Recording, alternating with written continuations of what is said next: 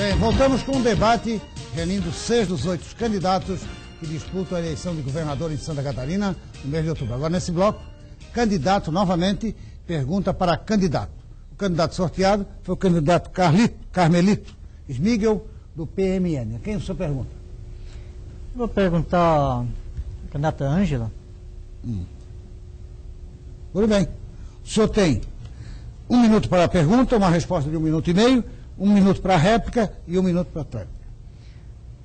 Eu imagino assim com o que se passou aqui, houve um questionamento quanto a servidor público.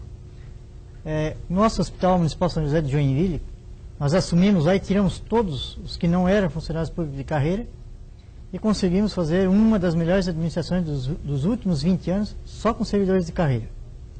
Então isso é um sinal que o funcionário público de carreira tem amor à camisa e quer trabalhar, quer fazer o melhor para a sociedade. Também vejo assim, hoje imaginar uma cidade sem serviço público, como seria ela? Sem educação pública, sem segurança pública, sem saúde pública, sem nada de serviço público. Como a senhora veria isso? Olha, eu entendo que uma das obrigações do Estado é a prestação de serviços inerentes ao papel do Estado. A área da educação, saúde, segurança, e sem dúvida esse papel tem que ser e permanecer sob a sua responsabilidade. E eu gostaria de mais uma vez aqui colocar aquilo que já coloquei numa das respostas anteriores. A valorização do funcionário público, plano de cargos e salário, a oportunidade da sua profissionalização e a conscientização da importância do seu papel. Eu tenho muito orgulho do funcionário público do Estado de Santa Catarina, sempre o respeitei e dessa forma que eu o tratarei. Nós tivemos a oportunidade de, na Prefeitura Municipal de Florianópolis, fazer um grande trabalho de levantar a autoestima desse profissional e fazer com que ele tivesse a oportunidade do nível superior, a oportunidade do seu crescer, fazer com que ele tivesse acesso a nível superior, à especialização, ao curso de mestrado, ao curso de doutorado, para que o seu cliente, que era o cidadão de Florianópolis, pudesse ser servido. É dessa forma que eu quero estender ao Estado de Santa Catarina, valorizando o servidor público, será o grande carro-chefe do nosso trabalho. Agora, o candidato Carmelito tem direito à réplica de 1 minuto. Quero dizer que muitas vezes o servidor público é mal falado e presta um serviço de má qualidade por causa do político que o povo elege e que não dá as condições para o servidor público trabalhar. Porque sempre onde é dado a estrutura, o salário devido, o servidor público presta um serviço de ótima qualidade. E serviço público é para aquelas pessoas que mais precisam. As pessoas que precisam de serviço público são aquelas pessoas que realmente têm um salário baixo e que não conseguem pagar. Os outros procuram um serviço privado. Então, ser contra o servidor público é ser contra atender bem a sociedade. Eu gostaria de reafirmar aqui o nosso compromisso com o profissional de serviço público. E eu vou citar um exemplo que eu me orgulho muito. Nós, com a implantação do Sistema Integrado de Transporte Coletivo no município de Florianópolis, oportunizamos a todos os profissionais do núcleo de transporte o acesso ao curso de engenharia em gestão de trânsito e transporte público, para que nós pudéssemos melhorar a qualidade desse serviço na cidade de Florianópolis. E nós oportunizamos o motorista da Secretaria de Transportes e Obras o acesso a esse curso, até com a preocupação de repente alimentar uma esperança de que ele automaticamente passaria a ser o engenheiro do núcleo de transporte. Nós alertamos que ele teria que fazer o concurso para esse acesso. Ele foi o primeiro colocado desse curso. Eu tenho muito orgulho de ter promovido esse motorista a um engenheiro e, de certeza, vai fazer o concurso e será um dos primeiros classificados. Candidata, a senhora pergunta para quem agora? Eu gostaria de perguntar ao Rogério Novaes, candidato do Partido Verde. Uma das grandes preocupações de qualquer administrador público, mas principalmente de cidades de região metropolitana, é com relação ao êxodo rural.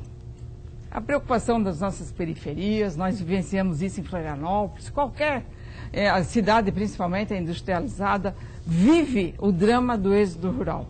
Qual é a sua o seu programa na área da agricultura para fazer com que o cidadão do campo tenha a oportunidade de lá permanecer com qualidade de vida?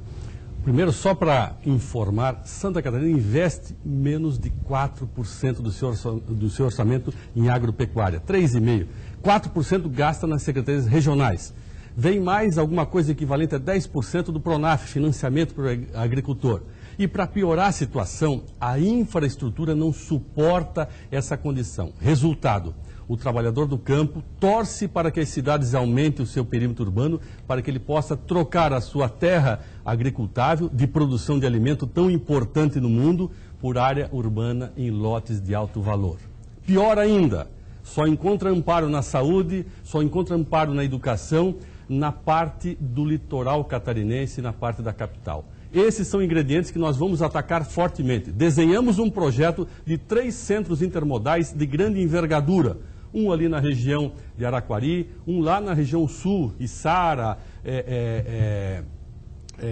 naquela região do sul lá, e um outro na região de Chapecó, lá em Coronel Freitas, Água Fria, ou mesmo um pouquinho acima em Pinhalzinho, tá? Interligados por um eixo rodoviário, já temos o eixo norte e sul com a 101 duplicada, ou daqui a 2 anos com ela duplicada, e um segmento que leve a 470, depois de Campos Novos, até a parte lá de cima, a 282, em duplicação, paralelamente cobertas por ferrovias não singelas. Isso cria estrutura e organiza o Estado catarinense para desenvolvimento regional. Agora a réplica da candidata Ângela Min. Eu gostaria de, mais uma vez, reformar aqui a valorização dos profissionais da IPAGRE, da SIDASC, da Secretaria da Agricultura, para fazer com que o homem do campo possa ter assistência adequada para lá permanecer. Voltando programas que já deram certo através da renda mínima com reflorestamento, banco da terra, renda, crédito, fundo de aval e qualificação. E tecnologia. Nós precisamos levar também acesso à tecnologia e telefonia e iluminação para que ele tenha qualidade. E lazer, eu acho que fundamental para que eles tenham a mesma qualidade na sua propriedade, no campo, que o homem da cidade. Nós podemos transformar a propriedade rural numa pequena agroindústria com competitividade. Esse é nosso compromisso. Agora a réplica do candidato Rogério Novaes. 1 minuto. Candidata, só para ter noção, hoje a agropecuária catarinense amarga míseros 7 pontos percentuais no PIB catarinense. O agronegócio como um todo atinge 20, quando no Brasil chega a 30. Ou seja, mesmo sendo pequeno no todo, ainda a parte mais interessante acaba no meio empresarial. E o agricultor está fora porque não consegue escoar sua produção e nem tem acesso às condições. Então, esse nosso plano de 3 pontos de infraestrutura urbana, de infraestrutura de deslocamento, seja aeroportuário, seja rodoviário, seja ferroviário, vão criar condições, sim, para que o agricultor, o produtor de alimentos lá no oeste catarinense possa ter, primeiro, condições de escoamento da sua produção. Segundo, lá chega as condições mínimas do Estado com a regionalização dos serviços do Estado de forma clara e objetiva. Ou seja, nós temos que estruturar, e claro, no governo do Estado, gastando 3,5% do orçamento apenas em investimento e pesquisa, não há trabalhador, não há engenheiro, não há quem consiga dar ao homem do campo... Candidato Rogério Novaes, o senhor pergunta para quem agora? O senhor vai perguntar para quem? Eu vou perguntar para a candidata do Partido dos Trabalhadores. Candidata, o nosso partido prima por condições ambientais, prima por condições de futuro, prima por um desenvolvimento sustentável. Economia criativa, baseada em desenvolvimento de técnicas que têm um valor agregado, mas que impactem pouco a natureza e permita que nosso Estado siga tão maravilhosamente bem. O nosso partido prima pela qualidade de vida do cidadão, baseado no acesso às suas condições, prima pela preservação do futuro num processo de sustentabilidade que permita ao homem tirar da natureza tudo o que ele precisa, mas na quantidade necessária, e devolver a ela aquilo que for possível devolver. Essa visão faz com que nós tenhamos um horizonte de trabalho bastante pujante, bastante forte com essas políticas. No seu entendimento, essa visão que nós estamos apresentando em Santa Catarina, somos o único partido que podemos fazer, porque somos realmente um partido verde. Sua pergunta, candidato. A senhora entende correta? Bom, candidato Rogério Novaes, eu quero dizer em primeiro lugar que de todos os candidatos e candidatas que estão aqui, a única campanha que assumiu o compromisso de ser uma campanha compensando a emissão de carbono. Carbono zero é a nossa campanha. A minha, do Bretzky, meu vice, o candidato ao Senado Vinhati, o candidato Ghisoni, nós assumimos um compromisso e estamos monitorando tudo que nós vamos emitir de carbono será zerado. Porque nós temos este compromisso com o meio ambiente, não só depois de assumir o governo, mas já como candidato, dando o exemplo do compromisso que nós temos com a questão ambiental. Santa Catarina fez mudanças no Código Ambiental, modificou os limites, né, de proteção das matas que estão ao longo dos rios, matas ciliares e das nascentes, mas não fez a coisa mais importante, que é pagar o serviço ambiental para o nosso pequeno agricultor. O pequeno agricultor que tem que proteger a encosta do morro, tem que proteger a nascente, tem que proteger a mata ciliar, ele precisa receber, porque isso é um serviço importante para a sociedade. Nós temos compromisso com isso e estamos dando uma demonstração clara já na campanha. A réplica. Candidata, a senhora disse que o seu partido foi o primeiro a fazer o compromisso. O nosso foi o primeiro a praticar. Nós não estamos prometendo que iremos fazer uma campanha de carbono zero. Nós sempre fizemos as nossas campanhas com carbono zero. Aqui em Florianópolis, por exemplo, nós comandamos a Floran, lá com o Gerson Basso. Faz um trabalho fantástico em toda a Florianópolis, reconhecido pela população. E fazemos isso em todo o estado. Então, o nosso compromisso não é para frente, o nosso compromisso é presente. Claro que eu fico contente pela posição do seu partido, claro que eu fico contente por essas iniciativas, mas me sinto credor do desafio que sempre foi feito pelo Partido Verde em favor do respeito à natureza, e não pela natureza, isso eu sempre friso, mas pelas pessoas. Natureza faz bem à pessoa, natureza nos permite respirar, nos permite sermos seres saudáveis, ou seja, daqui a alguns anos não estaremos mais discutindo saúde e hospitais, estaremos discutindo saúde e qualidade de vida. Me orgulho disso, candidata, e tenha certeza, essa sua iniciativa, que segue o nosso princípio de trabalho, deverá ser seguido por todos. A tréplica da candidata dele. Bom, além do compromisso já assumido agora durante a campanha, nós temos esta preocupação muito grande, porque Santa Catarina vem sofrendo desastres sucessivos. São tragédias que nós não temos mais condição de fazer enfrentamento sem, em primeiro lugar, organizar de forma efetiva a defesa civil e, inclusive, com recurso no orçamento, que hoje é realmente uma miséria. Não dá conta, né, de fazer frente a tantas e sucessivas tragédias. A prevenção, o monitoramento, nós estamos já encaminhados, conseguir o recurso do governo Lula para que Santa Catarina possa adquirir mais um radar para fazer o acompanhamento meteorológico das tragédias, para a gente poder pelo menos prevenir a população e as autoridades. Então, é um compromisso que nós temos feito cotidianamente com a questão da sustentabilidade ambiental em Santa Catarina, e o meu trabalho como senador... A senhora pergunta para quem, candidata? E agora? Idele, sua pergunta vai? Vai para o Raimundo Colombo. Bom, eu estou aqui com uma manchete do jornal de hoje, da notícia. Panela... não pode... Ai, perdão. Mas eu vou falar a manchete. Tá. Panela vazia em 11 escolas em Joinville. Terceirização da merenda. Foi terceirizado, empresas de fora do estado ganharam, nós estamos com os jovens, com as crianças sem poder se alimentar nas escolas. Como é que o candidato se posiciona sobre este processo de terceirização, que é quase uma privatização, né, da merenda escolar no nosso estado?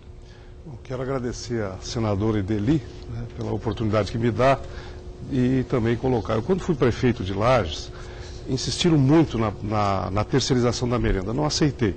Achei que funciona melhor no sistema comunitário. O governo do estado, o Tribunal de Contas considerou irregular o repasse para a Associação de Pais e Professores. E eles fizeram a opção de terceirizar a merenda. Acho que os dois modelos têm que ser avaliados. Afinal de contas, o que interessa é se as crianças estão satisfeitas, se a merenda tem qualidade, se as crianças aprovam, se o sistema é eficiente. E eu quero ir em busca desse resultado. O que para mim importa é realmente a qualidade, o custo e o nível de satisfação das crianças, dos alunos. É isso que vai fazer eu tomar a decisão se deve continuar ou se deve alterar o processo. Eu, como disse, na Prefeitura de Lages achei que era melhor, até porque a Prefeitura é uma coisa que você acompanha muito diretamente, todo dia você pode ir na escola e ali olhar e avaliar. Você conhece a merendeira pelo nome, né? No caso do Estado, são 700 mil alunos. Então, vamos ver qual é o resultado e o que me importa, o compromisso que tenho, de forma clara, é a satisfação do estudante, se ele aprova e os custos. A réplica da candidata. Nós aprovamos no Senado, não sei como é que votou o senador, eu votei a favor, que a merenda escolar, no mínimo 30% tem que ser comprado do agricultor familiar. E para nós é muito importante isso em Santa Catarina, porque dos recursos da merenda escolar que foi terceirizada, que ganharam empresas de São Paulo e não de Santa Catarina, apenas 100 mil, 13 agricultores catarinenses apenas receberam recurso da compra da merenda escolar, enquanto que aproximadamente 80 milhões poderia estar indo para os nossos agricultores. Eu tenho compromisso firme, claro, de acabar com a terceirização da merenda. É para ser comprado dos nossos agricultores, porque os nossos agricultores precisam deste recurso, as crianças serão melhor atendidas e não vai acontecer situações como esta, que empresas terceirizadas, não tendo responsabilidade, abandonam as crianças sem a comida. Isto é cuidar das pessoas. Raimundo Colombo. Comprar da agricultura local, concordo plenamente, sempre pratiquei isso. Acho que é a forma adequada de valorizar, exigindo qualidade, de desenvolver, de promover o desenvolvimento do Estado. Mas, volto a dizer, o que eu quero é resultado, é eficiência, né? E como gestor, vou exigir a qualidade, vou exigir a regularidade e vou exigir a eficiência de quem prestar serviço, seja através da Associação de Pais e Professores, seja através de terceirizado.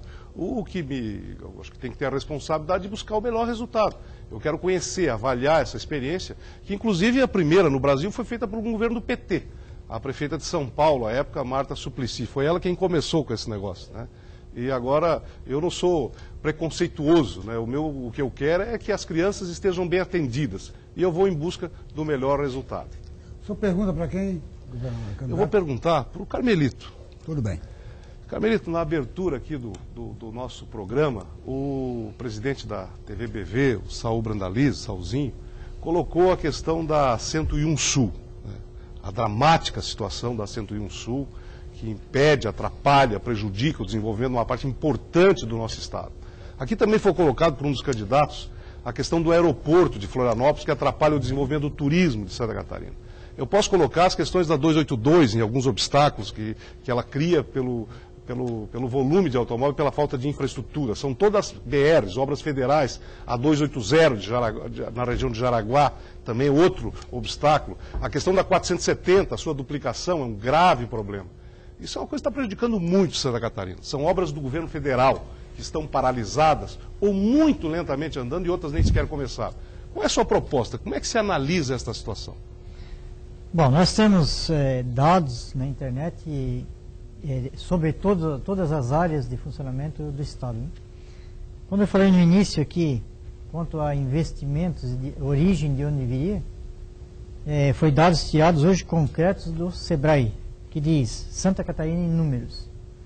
Hoje eu vejo assim a propaganda do PAC que foi feita e que ela não está correspondendo à propaganda que foi feita. Ela deveria ter um investimento maior ou uma propaganda menor, para que a sociedade não ficasse enganada pela propaganda. Então eu vejo assim, hoje a cobrança tem que ser feita pelos nossos deputados do PMN, que a gente quer e torce para que se eleja, para que a nível federal possa fazer isso, já que é uma obra federal. E o governo, claro, ir buscar o apoio e cobrar do presidente da República para que isso aconteça. Hoje, os senhores como senador, você e Deli Salvati, sabem das dificuldades e são catarinenses e estão em busca disso e sabem quanto é difícil buscar do governo federal. Então, por isso, eu torço para que o governo federal também implante o orçamento regionalizado a nível federal, para que municípios, para que estados não fiquem abandonados, como hoje o estado abandona municípios. A implantação do orçamento regionalizado é o único jeito de melhorar para todo o país, porque hoje o governo federal segura dinheiro, tem para emprestar para fora, mas não tem para ajudar as obras dos estados no geral. Agora a réplica do candidato Raimundo Colombo. Eu considero uma grave ameaça ao desenvolvimento de Santa Catarina o estágio em que está estas obras que falei.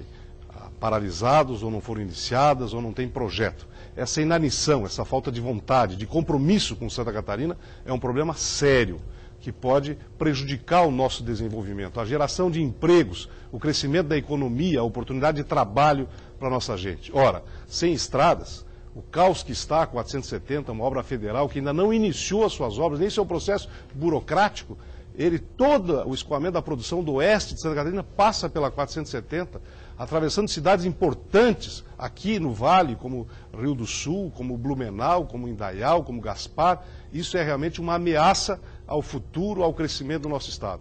Tem um compromisso do presidente Serra de uma aliança Santa Catarina e o governo federal para nós darmos agilidade e rapidez a estas obras. Para a réplica do candidato.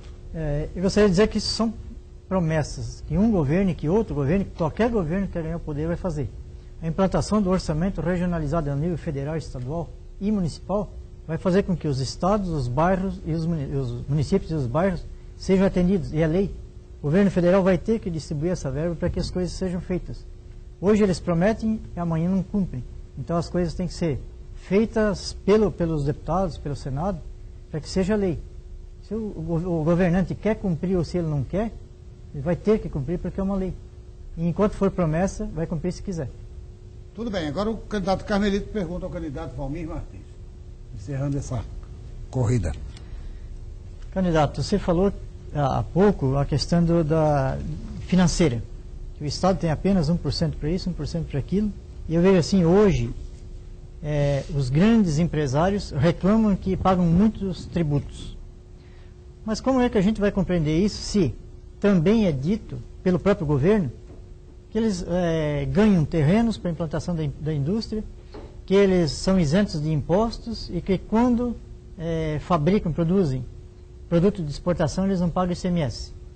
E geram pessoas doentes dentro das empresas, de tanto trabalhar para enriquecer eles, geram doentes para que os pequenos empresários que contribuem com os impostos tenham que arcar com isso. Qual o seu ponto de vista quanto a isso? Olha, Carmelito, a questão tributária precisa ser resolvida a nível nacional. Quer dizer, a reforma tributária é uma velha promessa. Entra governo e sai governo, e a promessa da reforma tributária e a reforma política é feita, não é? Mas a reforma política e a reforma tributária nunca sai do papel. Então, nós do PSOL entendemos que é preciso que se faça uma reforma tributária para que se faça justiça tributária. Não é? Hoje, quer dizer, a população pobre, não é? A população menos favorecida, ela paga para se alimentar o mesmo imposto que paga o grande. Não é? E nós precisamos resolver este problema. Não é? Isto é justiça tributária? Então é a pergunta que eu faço. Não é? De outra forma, nós entendemos que além da justiça tributária é preciso ver como é que se usa o recurso público. Não é? Como é que vamos usar o recurso público? Você pegar, por exemplo, o orçamento da União do ano de 2009, você vai ver que para as áreas sociais o governo destinou muito pouco recurso. Não é? Então, os tributos são arrecadados e os recursos são distribuídos de forma desigual. Agora a réplica do candidato Carmelito. 1 minuto, candidato. Eu vejo assim, 10% da população brasileira detém 90% das riquezas do país. Enquanto que nós, 90% da população brasileira, temos apenas 10% das riquezas.